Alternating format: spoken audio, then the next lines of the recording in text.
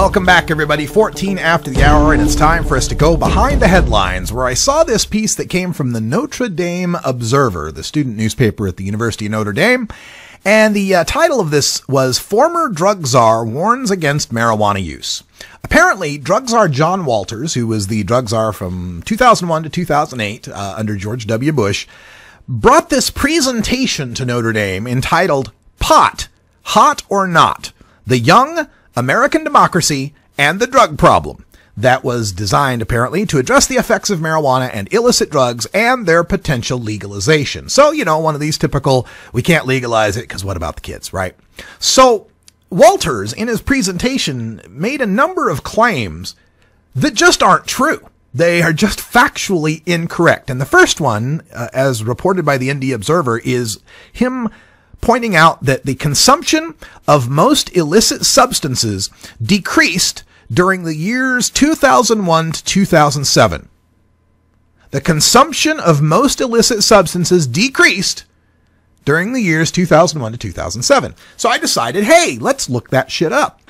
So I went to the National Survey on Drug Use and Health and pulled up the numbers for the monthly use of various substances to see if Walters was correct. And so we found in our data search here that only one substance went down from 2001 to 2007, and that was cigarettes.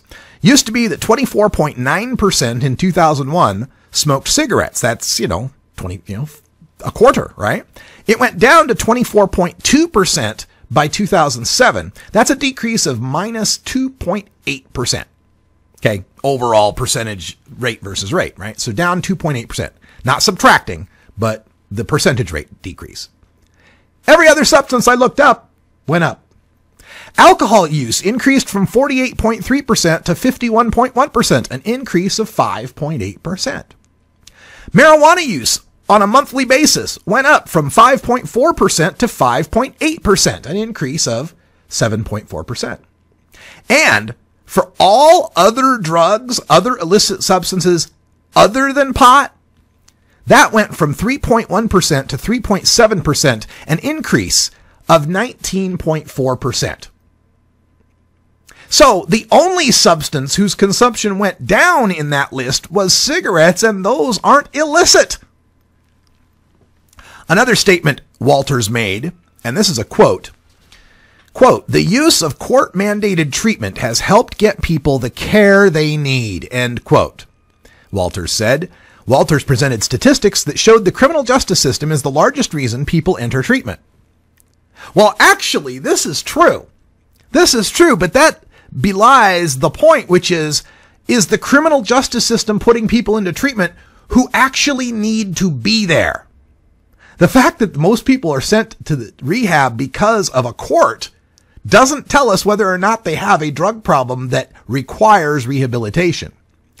I decided to take a look at these statistics too by looking up the 2012 treatment episode data set admissions data. Now, to be fair, these TEDS data only cover places that receive public money. So it only accounts for about 58% of the rehab admissions in the United States. Places that are completely private, the Betty Ford clinics and stuff, they don't have to report their numbers to the government, although some of them do. But at best, I can say this represents 58% of the drug treatment out there. But what I found is I decided to take a look at how many people were put into rehab for their drug by the criminal justice system versus how many people were put in rehab because they personally decided to go. That's called a self-referral or an individual admittance.